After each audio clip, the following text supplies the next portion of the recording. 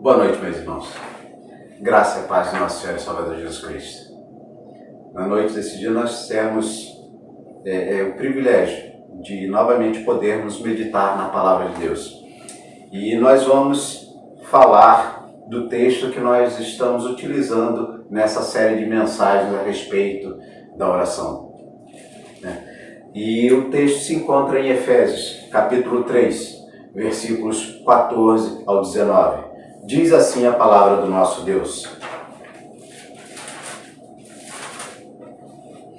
Por essa causa me ponho de joelhos diante do Pai, de quem toma o nome toda a família, tanto no céu como sobre a terra, para que, segundo a riqueza da sua glória, vos conceda que sejais fortalecidos com poder mediante o seu Espírito no homem interior.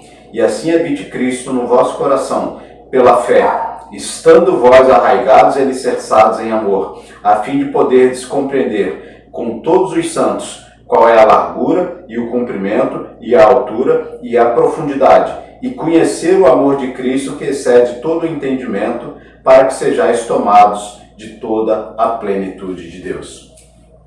Vamos falar com Deus nesse momento. Amado Deus e eterno Pai, muito obrigado pela leitura da Tua Palavra na noite desse dia, Deus. E obrigado também, ó Deus, pela existência da primeira igreja presbiteriana em Queimados, ó Deus, onde temos, ó Deus, a certeza plena de que o Teu Espírito Santo, agindo, ó Deus, nos corações, tem fortalecido, tem sustentado, tem abençoado o Teu povo, ó Deus. E na noite desse dia, ilumina, Senhor, meu Deus, os nossos corações, para que possamos entender aquilo que Tu tens para as nossas vidas, ó Deus. Nós oramos agradecidos em nome de Jesus. Amém.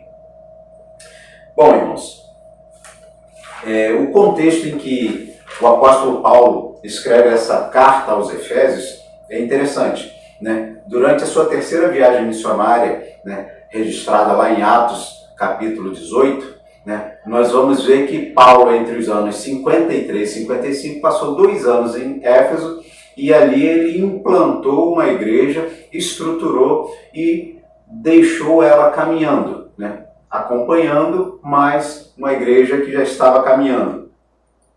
E aí Paulo, né, mais adiante, entre o ano 60 e 62, quando ele está numa prisão domiciliar em Roma, né, e aí nós vemos esse relato lá em Atos 28, Paulo sente a necessidade, a urgência de enviar uma carta àquela igreja. Até porque ele não podia ir estando preso, então ele escreve, e essa é uma igreja que é formada na sua maioria por gentios, né?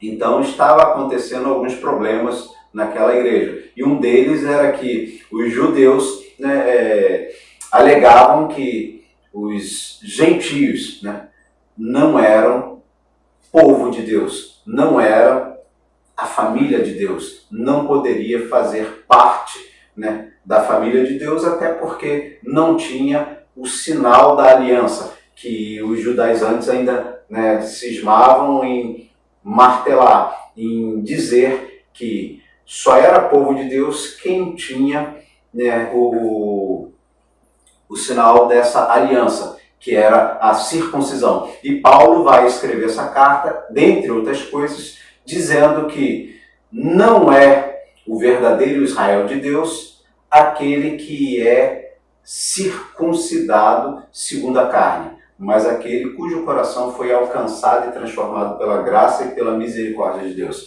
Então, nesse contexto, Paulo escreve essa carta, e aí nós selecionamos esse texto, né? Foi o texto que nós, desde o início, utilizamos para falar sobre intercessão, o desafio de não desistir, né? A nossa igreja, como nós, graças a Deus, sabemos, existem, né, as pessoas, né, as irmãs, né, de uma forma em geral, selecionadas ou direcionadas para um grupo de intercessão. Mas, independente disso, todos, como igreja, somos chamados a intercessão, né? E esse é um desafio do qual não podemos desistir. E aí nós vamos entender dentro, né, desse texto, à luz desse texto que Paulo escreve. E nós temos que mencionar alguns aspectos, já que Paulo ora por essa igreja, no preâmbulo, no início da sua oração, o que leva Paulo a fazer essa oração. Primeiro, nós vamos entender que Paulo toma uma postura, entendendo diante de quem ele se põe, daquilo que ele vai fazer, ele toma uma postura de reverência, quando ele diz que se põe de joelhos diante de Deus. Até porque todo o judeu, na sua maioria, quando orava de pé e de braços estendidos. E ele, para se pôr de joelhos, ele está entendendo que ele está vivenciando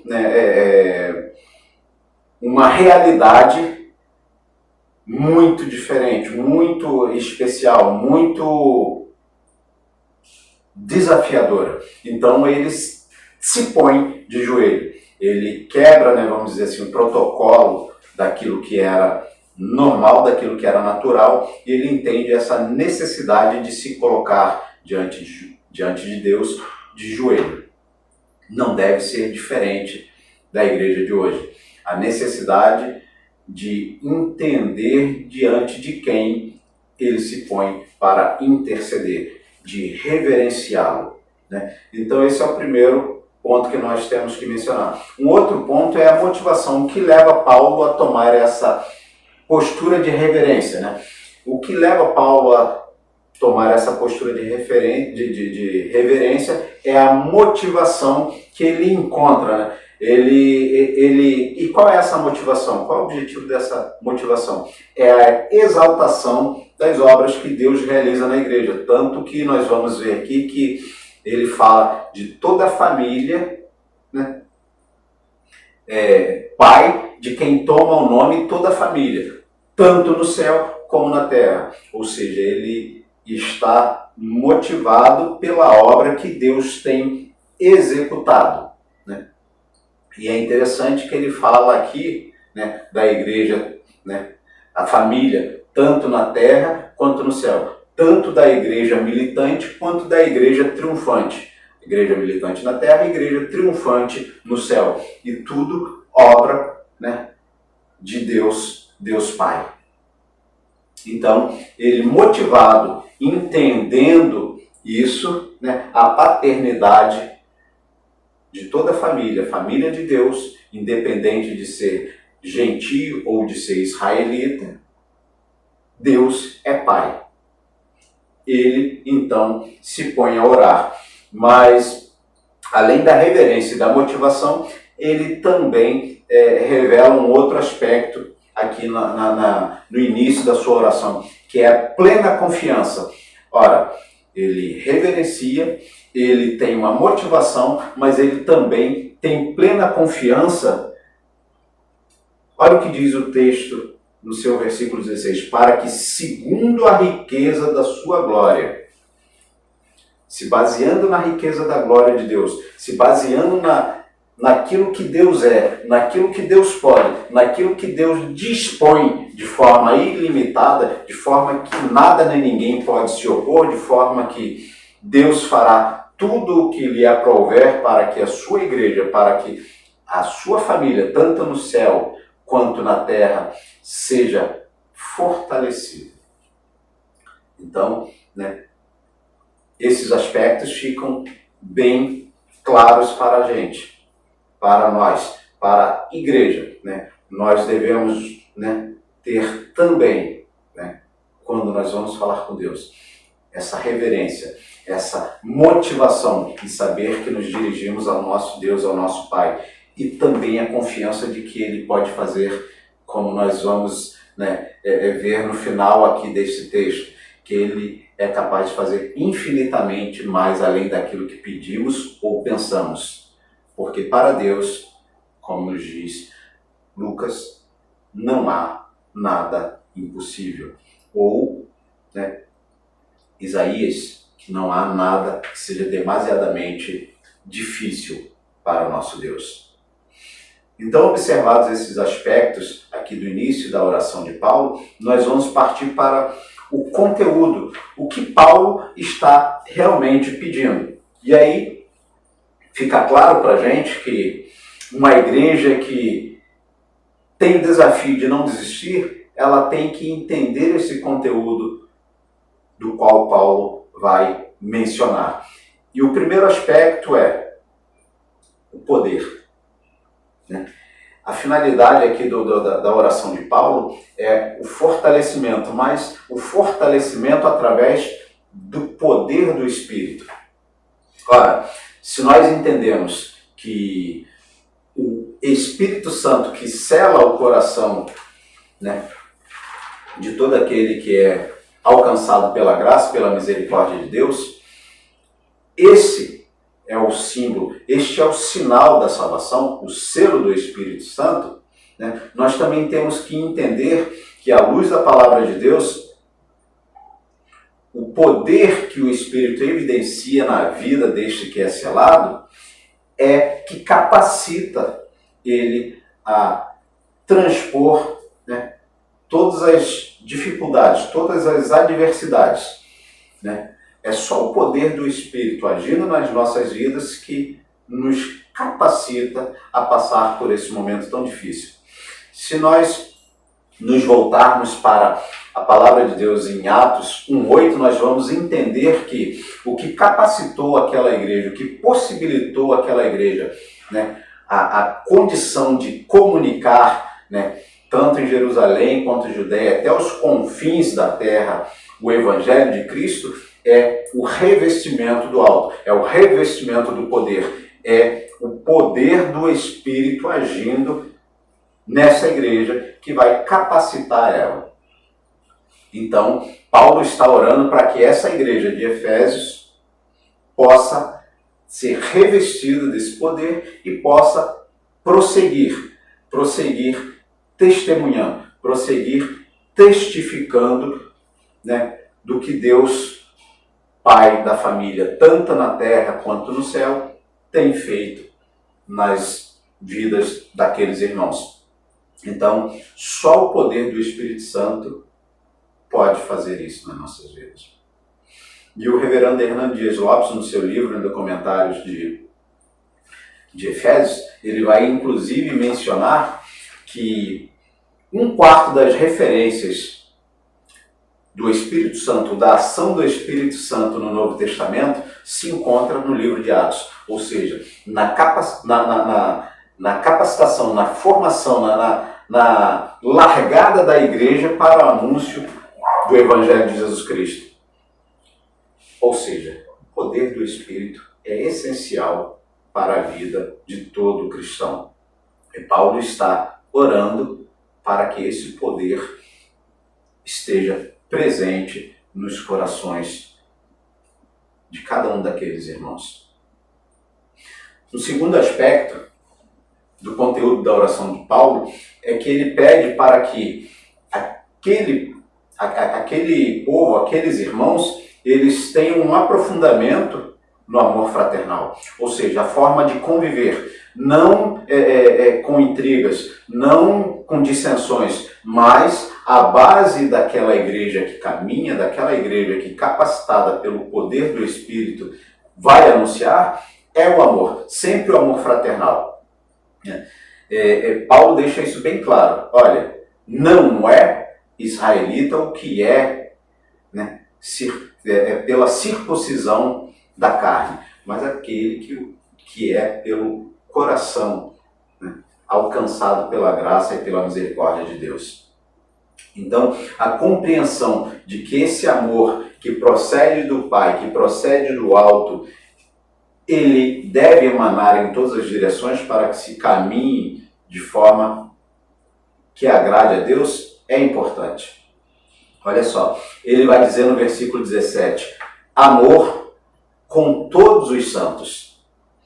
Isso é o que caracteriza o amor, isso é o que caracteriza a igreja de Jesus Cristo. O amor com todos os santos, de forma indistinta.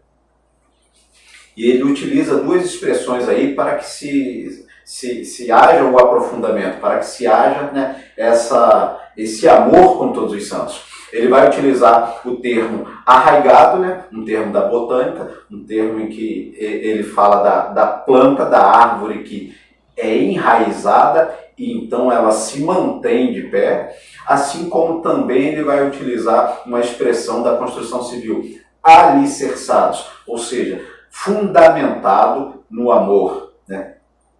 Em contraste, claro, com a superficialidade daqueles que acham que a igreja, que o Israel de Deus é aquele que o é pela circuncisão. Então, né, Paulo ora para que esse amor fraternal seja a base, seja o solo, seja o fundamento dessa igreja. Se nós nos reportarmos a Jesus Cristo em Mateus 7, 24 a 27, quando ele fala do prudente e do insensato, né, a gente vai ver que aquele que fundamentou a sua casa, o seu edifício sobre a rocha, também estava sujeito aos rios que correm, à chuva que cai, ao vento que vem sobre aquela casa, sobre aquele edifício. O fato de estar fundamentado no amor não significa que essas coisas não viriam sobre a igreja. Muito pelo contrário, elas viriam, mas nos dariam sustentação para suportar. Por isso que Paulo está orando para que se aprofunde, se enraize, né? Esteja, né, sobre esse patamar, que é o amor fraternal. Um terceiro aspecto, né, que ele vai mencionar, né, nós vamos dizer mais adiante, né, é a compreensão desse amor. Mas antes de falarmos da compreensão desse amor, temos que deixar claro que se ele ora, né, para que haja o aprofundamento de um amor fraternal, é importante que se mencione que, conforme ele nos diz em Romanos, né, o cumprimento da lei é o amor, né? Assim como também quando Jesus Cristo comissiona Pedro a cuidar da sua igreja, né, a possibilidade de Pedro cuidar da igreja, que se encontra lá em João capítulo 21, né, é que ele ame.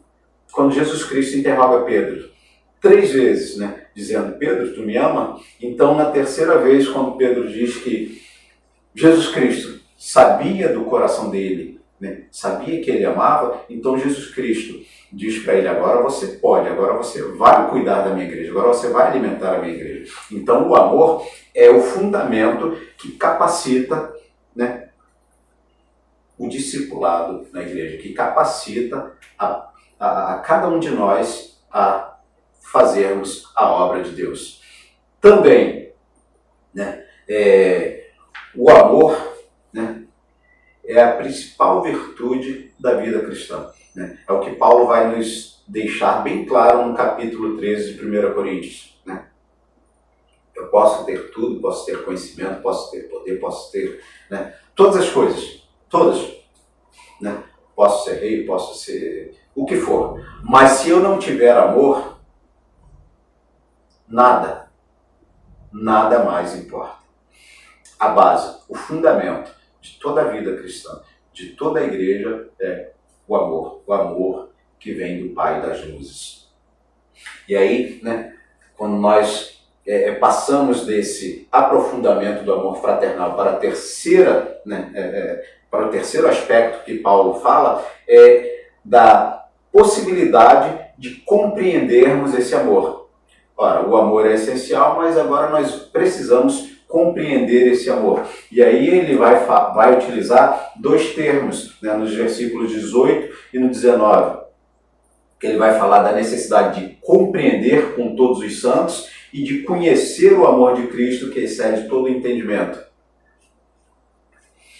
Ou seja, ele está orando para que aquela igreja tenha um conhecimento, né, um conhecimento daquilo que Deus já havia, né, revelado através da sua palavra, através da sua pregação, mas também um conhecimento através da experimentação, da experiência com Deus. Se nós voltarmos lá e nos recordarmos daquela declaração de que Jó era um homem reto, temente e que se desviava do mal, nós, né, entendemos que Jó é um camarada que está, como diz o nosso pastor, na prateleira bem de cima. Mas é interessante que lá no capítulo 42, versículo 5, né, ele confessa uma coisa. Ele diz o seguinte: antes te conhecia de ouvir. Jó, que segundo a declaração do próprio Deus era justo, reto, né, temente, que se desviava do mal, ele declara que somente após passar por tudo aquilo que nós conhecemos do livro de Jó, da história de Jó, ele vai dizer: antes te conhecia de te ouvir, agora meus olhos te veem. O que ele está querendo dizer é que agora ele conhecia Deus porque ele tinha experimentado, porque ele tinha uma experiência real com Deus. E Paulo está orando para que esta igreja tenha essa experiência, tenha esse conhecimento, possa enxergar verdadeiramente Deus com o coração. Apocalipse 5, 9 e 10, né, vai nos dar também uma dimensão desse amor. Ora, Paulo utiliza aqui os termos, né, aqui no versículo 18. Largura, comprimento, altura e profundidade. É interessante que o reverendo Hernando Dias Lopes, no seu comentário de Efésios, ele faz uma menção, né, a um outro escritor, agora não me recordo o nome, que ele fala dessas dimensões. Né? O amor de Deus deve ser compreendido como aquele sendo capaz de alcançar desde o jardim do Éden até a sua segunda vinda. O amor de Deus é capaz de abranger todas as tribos, língua, povos e nações nesse período histórico entre o advento do jardim do Éden e a segunda vinda de Cristo. Esse é o cumprimento. Esta é a largura do amor de Deus, capaz de alcançar a todos, né? E ele fala da altura de um amor que vem dos céus e da sua profundidade, que é capaz de alcançar aquele ser humano que, aos nossos olhos, aos nossos entendimentos, possa ser aquele que está mais baixo, mais degradado, mais afastado de Deus. O amor de Deus é capaz de alcançar em todo tempo, em toda tribo, língua, raça e nação, em toda condição, qualquer ser humano, conforme, né, o amor, a graça e a misericórdia do nosso Deus.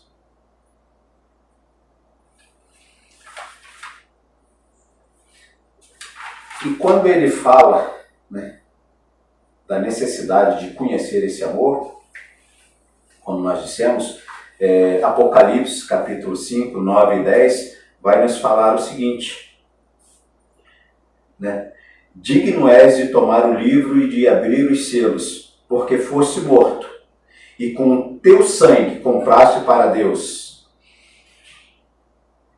homens de toda tribo e língua e povo e nação. Para o nosso Deus os fizeste reino e sacerdote, e eles reinarão sobre a terra. Como nós dissemos, eles reinarão sobre a terra. Né? E um quarto aspecto que ele vai mencionar para prosseguirmos para o final é a súplica pela plenitude do conhecimento de Deus. Ele vai falar aqui no versículo 19: e conhecer o amor de Cristo que excede todo o entendimento, para que sejais tomados de toda a plenitude de Deus. Uma igreja que se mantém, né, neste desafio, que não desiste de interceder, é uma igreja que caminha no poder do Espírito, que caminha baseada no amor de Jesus Cristo, que entende que o amor de Jesus Cristo, o amor de Deus em Jesus Cristo é capaz de alcançar qualquer pessoa. Mas essa igreja também, ela tem que buscar a plenitude de Deus. Olha, nós vamos ver nesse texto que Paulo faz menção à ação da Trindade. Versículo 19 fala do Pai, né, segundo a riqueza da sua glória. O seguinte vai falar, né, do poder mediante o Espírito. E o 17 vai falar que Cristo deve habitar no nosso coração. Uma igreja que se mantém, né, intercessora, de forma intercessora, que não desiste desse desafio, ela é uma igreja que entende que a obra e a ação da Trindade se fazem presente, né? É o Pai que opera por intermédio do poder do Espírito Santo, mas é também através de Jesus Cristo que reina, que deve reinar no coração dessa igreja. O desafio de não desistir, segundo o que nós vemos aqui nesta oração de Paulo, deve ser pautada nisso. Deve ser pautada no poder do Espírito. Deixar que o Espírito haja, né? Ele vai mencionar lá na frente, não entristeçais o Espírito Santo, mas deixar que o poder do Espírito no seio da igreja possa fluir. Entender que a igreja só caminha no poder do Espírito. Que essa igreja só é irresistível porque ela é uma igreja que ela transborda o amor que procede do coração do Pai. É uma igreja que entende que este amor deve ser anunciado, deve ser doado, deve ser compartilhado, deve ser repartido com todos aqueles que estão ao nosso redor.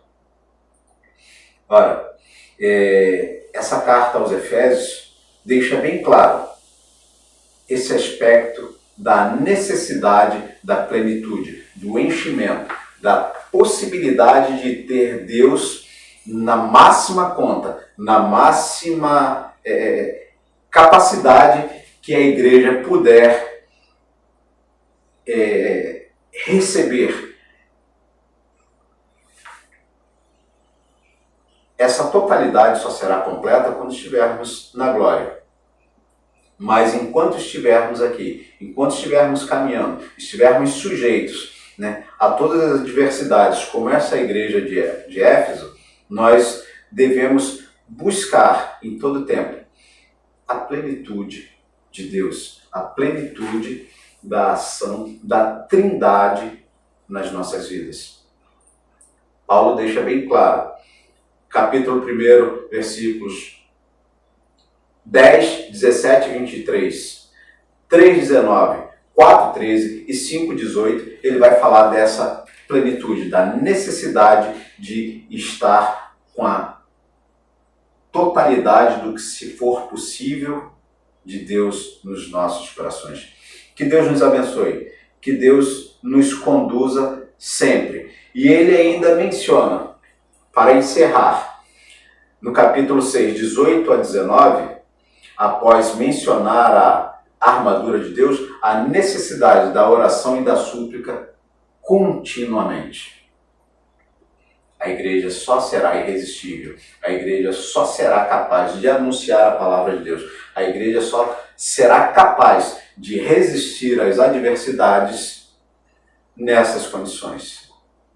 No poder do Espírito, cheia de amor, entendendo que o amor procede do Pai, e entendendo a necessidade de que a plenitude da Trindade, de Deus, de Jesus Cristo, esteja reinando nos nossos corações.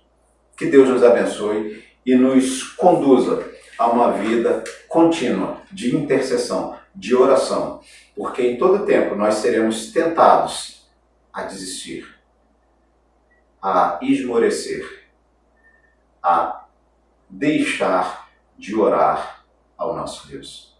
Mas que o Espírito Santo de Deus possa nos conduzir a esta vida diária de oração, de súplica e de louvor e adoração ao nosso Deus. Bondoso Deus eterno Pai, entendendo que a Tua palavra nos chama, nos concita, nos leva, Deus, a buscar a tua face em oração continuamente, ó Deus. Porque através da oração entendemos, ó Deus, que a ação do teu Espírito se dará nos nossos corações, ó Deus.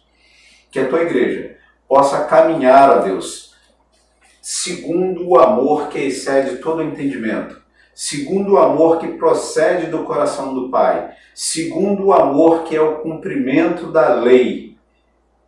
A tua palavra diz que todo cristão, toda a igreja, deve amar a Deus acima de todas as coisas e amar ao próximo como a ti mesmo. Dá-nos, ó Deus, este entendimento, dá-nos, ó Deus, essa condição de assim trilharmos diante de ti, em todo tempo, intercedendo, orando, suplicando para que o teu amor possa pautar as nossas vidas e as nossas ações, ó Deus. Que Cristo reine continuamente em nossos corações e que a Ele possamos, ó Deus, em todo tempo nos dirigir em oração e em súplica, ó Deus, sabendo que Tu fazes, ó Deus, infinitamente mais além daquilo que pedimos ou pensamos, isto em conformidade à Tua palavra, ó Deus. E esta ferramenta Tu nos deu, ó Deus, para que, baseados na Tua fidelidade, na fidelidade da Tua palavra, ó Deus, buscássemos as condições necessárias para suplantar as adversidades, para suportá-las, ó Deus. Mas, acima de tudo, um privilégio, ó Deus, de podermos nos relacionar contigo através da oração. Pois o relacionamento contigo, Senhor meu Deus, é muito mais importante, é vital, acima das bênçãos que pedimos ou das bênçãos que necessitamos, porque Tu és o nosso maior tesouro, Tu és o nosso maior bem, e em Ti nos alegramos e nos regozijamos na noite deste dia. Em nome de Jesus Cristo nós oramos hoje e sempre. Amém. Em fervente oração, vem o teu coração na presença de Deus derramar, mas não podes fluir o que estás a pedir quando tu deixares no altar. Quando tudo perante o Senhor estiver e todo teu ser Ele controlar, só então hás de ver que o Senhor tem poder. quando tudo deixares No altar. Oh, oh,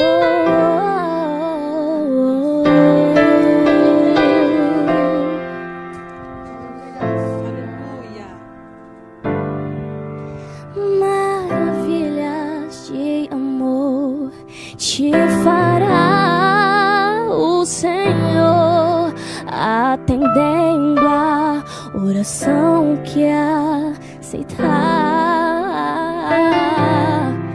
Teu imenso amor te virá socorrer quando tudo deixares no altar.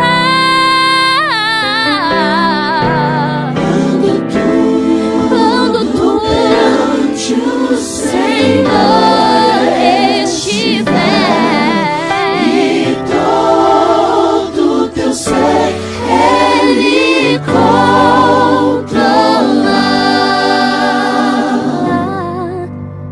oh, então hás de ver que o Senhor tem poder.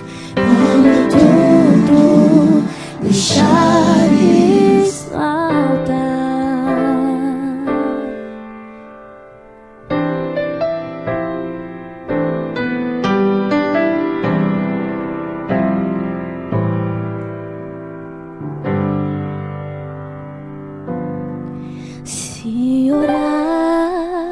tens, porém, sem o teu coração, ter a paz que o Senhor pode dar.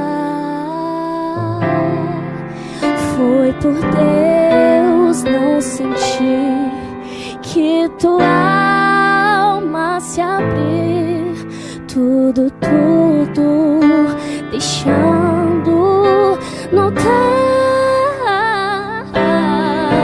Quando tudo perante o Senhor estiver e